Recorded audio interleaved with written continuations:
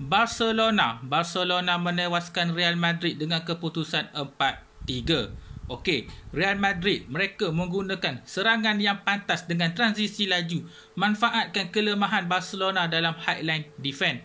Manakala Barcelona menggunakan perangkap offside untuk beberapa kali memerangkap serangan pantas daripada pihak lawan. Okey, Real Madrid mereka menggunakan direct attack dan juga menggunakan kualiti individu serta kepantasan pemain mereka untuk memecah belahkan pertahanan lawan.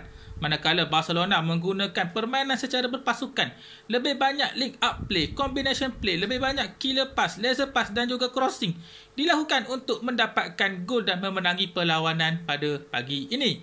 Real Madrid jelas pertahanan mereka agak bermasalah untuk perlawanan ini, manakala strike force Barcelona agak bagus. Apapun, satu kemenangan yang baik untuk Barcelona. Itu je lah, apapun okey.